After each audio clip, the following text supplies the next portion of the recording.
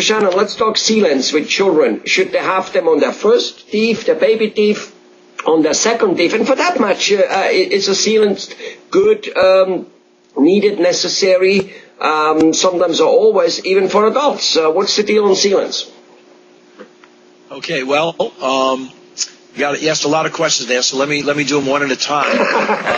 Sealants, the most important tooth, in my opinion, and I think in the medical profession's opinion as well, is the first permanent molar. Now, what is the first permanent molar? Sometimes we call them the 6-year molars because they usually come in at age 6. Now, for anybody that has a 6-year-old, you know what I'm talking about. Now, no baby tooth falls out in order for that molar to come in. So that they sneak in, I like to call them that, they sneak in the back. And when they sneak in like that, parents don't know they're there. So when the child's brushing, and most children are not excited about brushing every aspect and every area of a tooth. And I can't understand why, because I'm sure their parents brush every tooth in their mouth exquisitely well and everything, but the average person doesn't like to get all the corners. Are you being sarcastic, Doctor? A little bit. So here's this. Am I detecting some sarcasm here? Well, the problem is, if you're not going to watch your 6-year-old brush their teeth, I guarantee you they're not going to brush their teeth very well.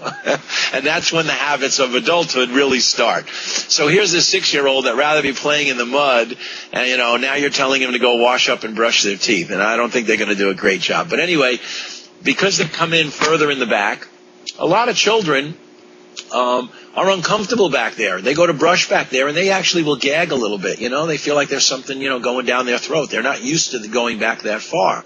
At that age. So they hesitate. These permanent teeth have very deep grooves in them, grooves that will certainly attract and hold on to pieces of potato chip, and will hold on to all kinds of goodies that your kids are eating, including healthy things. It doesn't have to be unhealthy, but as we talked about in another time, a lot of even the healthy things break down into basics, and those basics can wear on the teeth. So you've got these grooves down in there that are much deeper than the baby teeth in front of them. So it's hard to physically get that brush behind the flat tooth down into the groove of the other tooth. So there's difficulties with that. To resolve that issue, if a sealant is flowed into those grooves, blocking them from ever getting anything on them, then that tooth is never going to weaken. It's never going to get a hole in it, which eventually, obviously, the hole in the enamel is just another word for a cavity. It's never going to get a cavity, and it's never going to get the kind of cavity that's so far back there that you may not even notice it. And if for some reason the child doesn't come in every 6 months for a cleaning because maybe he was sick and, something happened where they just, kind of lost track of time, and it's now, let's say, 8 months before they realize, oh, my God, we need to go to the dentist. 8 months, if that cavity started 8 months earlier, it could be a very large hole in that tooth. So this gives the parent, in my opinion, number one, peace of mind that the teeth are healthy back there. And number two, it gives the child a chance to develop proper habits. Okay, so that's the first part of the question. The second part of your question, you said, what about putting it on baby teeth? That's a very individual situation, because as I just mentioned in my example, baby teeth a lot of times, not always, but a lot of times are very flat. They're certainly flatter than the permanent teeth are going to be when they grow in, and you may not need to have sealants on those. So that's kind of an individual basis. But if the baby tooth has enough of a groove on it, again, it's certainly worth using a sealant on those baby molars in the back, so you don't have to be concerned that things are happening. Baby teeth are a little softer than the adult teeth. They don't have as much enamel because they're not going to be there for a lifetime, so they're built a little differently. And so a cavity can still start there, and it can spread quite rapidly once it breaks through the enamel surface. So if there's grooves in that, the dentist or the hygienist can decide, and then they should be done. But if they're flat, then there's no reason to just routinely say, let's just put sealants in all these teeth. Okay. Now, the third part of your question was, and what about other permanent teeth? And again, we get into some other areas here. If the tooth has a deep groove in it, it's susceptible to cavities. But as a person gets older, now, as I mentioned, the 6-year molar, that's the first tooth that could that has a groove in it other than those little teeth in the front that come in, your front incisors. But those are the first teeth that come in that have grooves in them and places where they can get cavities, by food staying in those grooves. The first one comes in at about age 6, and the last one comes in at about age 14.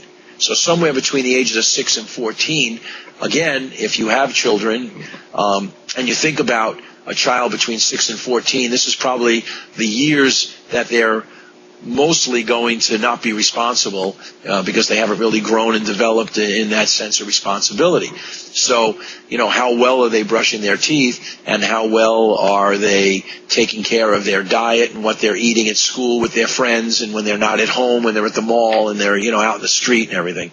So if things are going to build up on those areas, then they're going to get cavities. And if they come in for cleanings and we see their teeth look like they're collecting a lot of stuff and they're starting to discolor and they're starting to weaken, then we would recommend sealants in more than just 1 or 2 teeth in their mouth. We might recommend it in all of those teeth as they grow in one after the other. So that would be an individual case by case basis. Okay. So basically, a child gets a sealant on his back teeth if and when there is heavy grooves, usually for the second teeth, and they last him normally how long? A few years, a decade? What are we talking here?